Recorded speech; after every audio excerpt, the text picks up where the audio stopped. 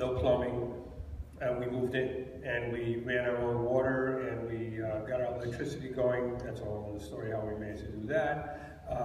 And we had kerosene heaters, and we started programming, and a bunch of us lived there.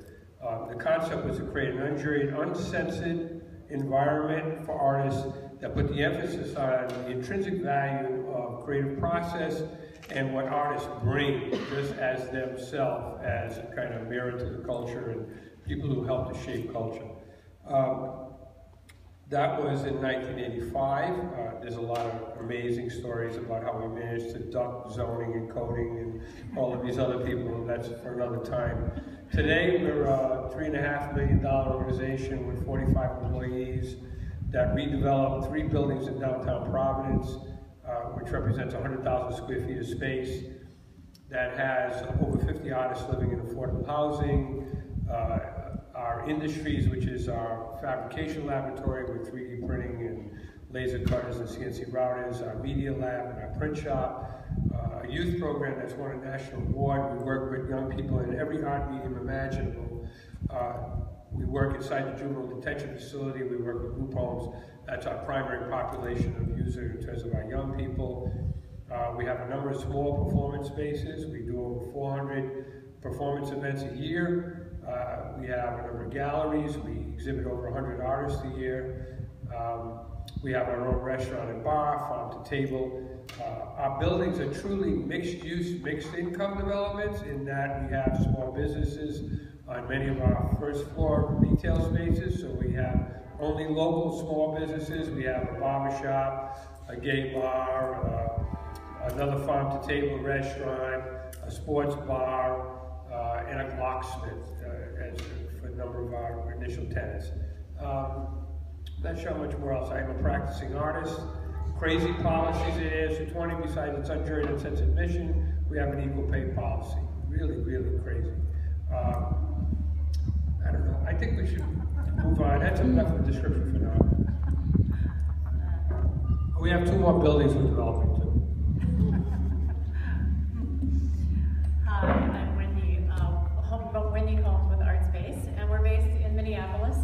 And we were actually founded by the city of Minneapolis, but we now own and operate 40 different facilities for artists and keep them affordable. That's a crazy thing. In perpetuity. So we never let go of these babies that we create, and Bert knows that they all become our babies.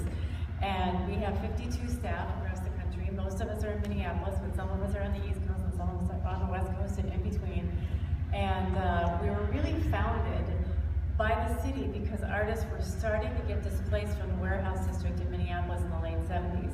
And so the city started an agency of the city, an arm of the city, to try to figure out what to do with these creative people and how to keep them in the city because they valued the fact that they were a contributing force to both the economy and the social fabric of the city.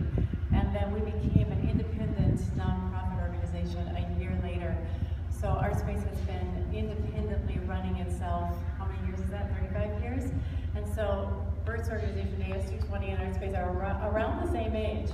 And a lot of interesting, I think, and very progressive organizations were founded in the late 70s and early 80s. I find as I travel across the country, there was just a big movement at that time. And there's movements, since then as well. But our main focus is to keep that affordability for the creative sector over that long term so that artists don't become victims of their own success. Because while artists in and of themselves aren't gentrifiers, sometimes aren't gentrifiers, and I agree with Bert, sometimes these big buildings that get repurposed with creative people become a beacon for other people to invest. And that's when the displacement can start to occur. But it doesn't start from the artists themselves, you're absolutely right. So that's a little bit of my background.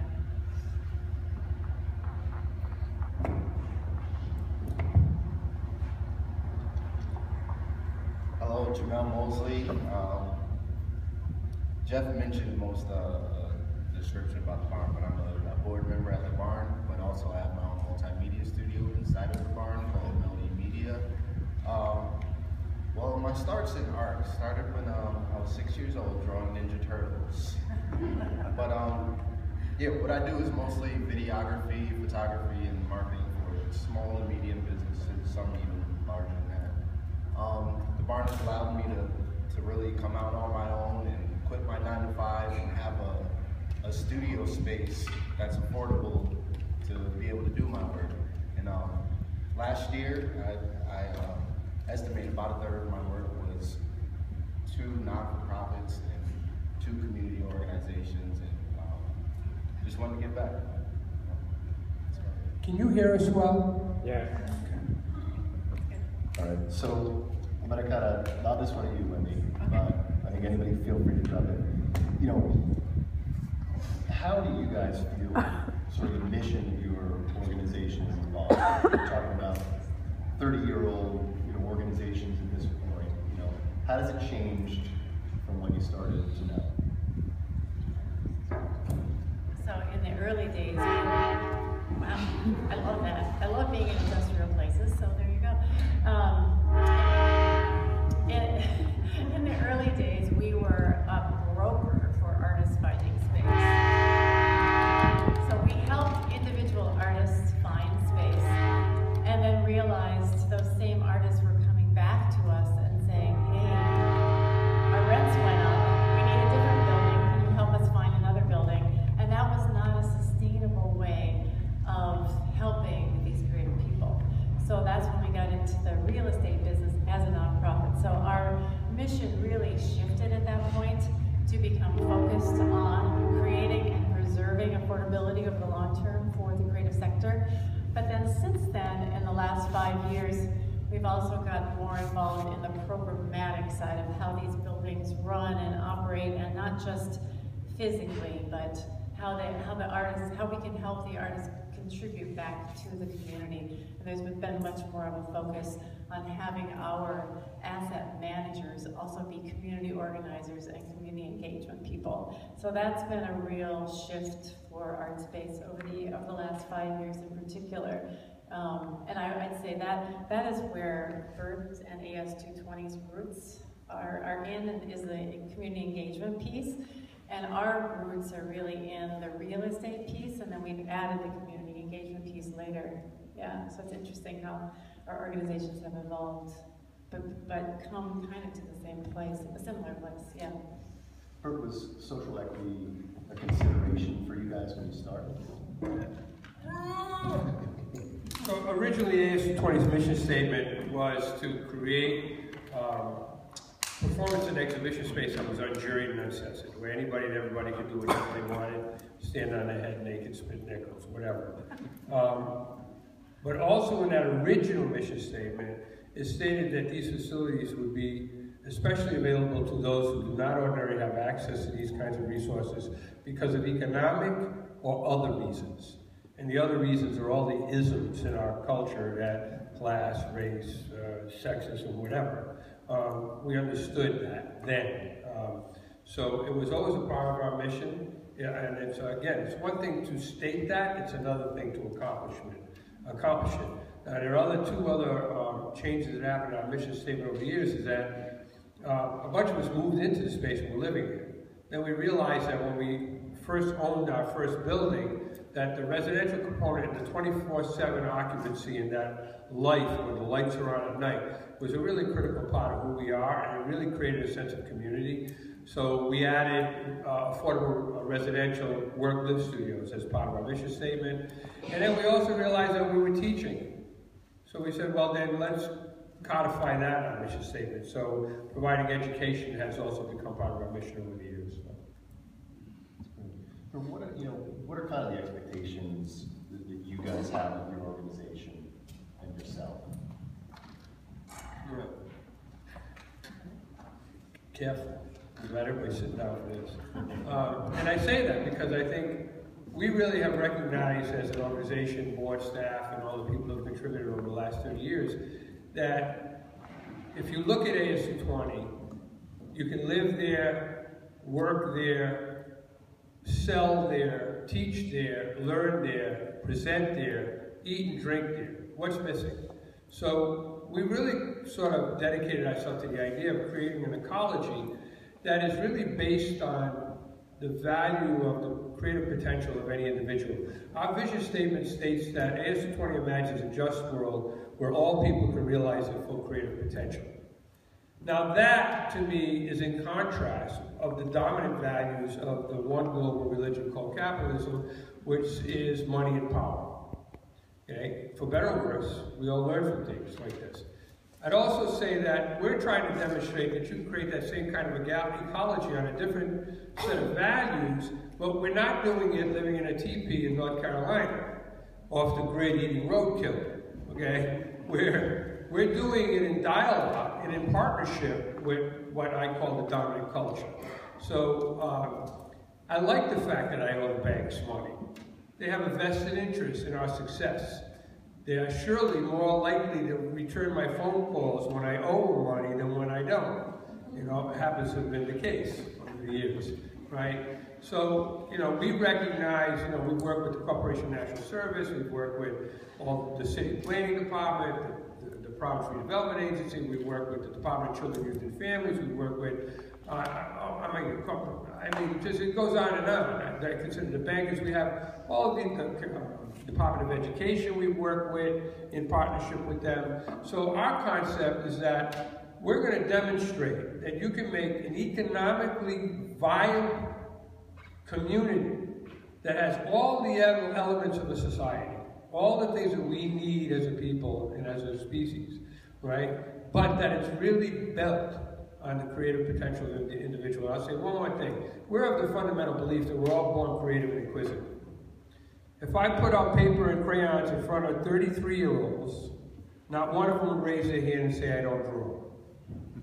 If I brought them same people back 30 years later, I would guarantee you at least 80% of them, if not 90, would say, I don't draw. Something happens in between. I'd like to call it school, and you may disagree with that. So I'll leave it at that and move the conversation.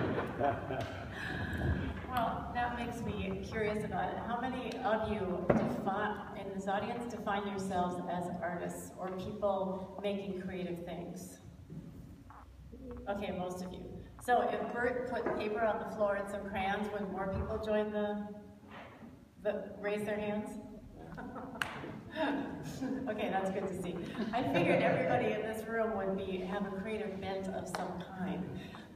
And you had originally asked the questions of how do we measure? No, what was the question? I forgot now. Oh, well, you know, just, I think it's, you know, what are your expectations of your organization? Sort of how has that evolved? Yeah. Well, we have very high expectations for ourselves, for one thing. And everywhere we work, because we work in a lot of different cities, we work in 16 states, and I forget how many cities now, about 30 cities. So everywhere we work has a different culture, has a different rhythm, and it's really interesting because we try to bring the best of those cultures and the rhythms to each new community along the way, but we learn a ton from each of those places and each of those people. So I think that we keep grafting ourselves in these interesting ways. We're all sort of social anthropologists in a way because we're fascinated with different people in different places and how they tick. And so that algorithm over the years has changed us into this interesting organization that has evolved. We don't try to make ourselves the same as each community that we're in, but we try to bring the best of each community to the next, and we learn so much. We never stop learning. That's the whole deal. You never stop learning. How does that process of engagement work, Wendy? I mean, when you're coming into a neighborhood, you know, how do you learn? How do you become part of the fabric, particularly because you're uniquely kind of parachuting in or maybe aligning with the local organization? So we only go where we're invited, for one thing. So that sets up a different dynamic right there, because people have already thought, by the time we get the phone call, the community has already thought about why it is that they want to preserve space for the creative sector. They've already thought about that. So there's been many years of contemplation about that particular subject. But we start with a process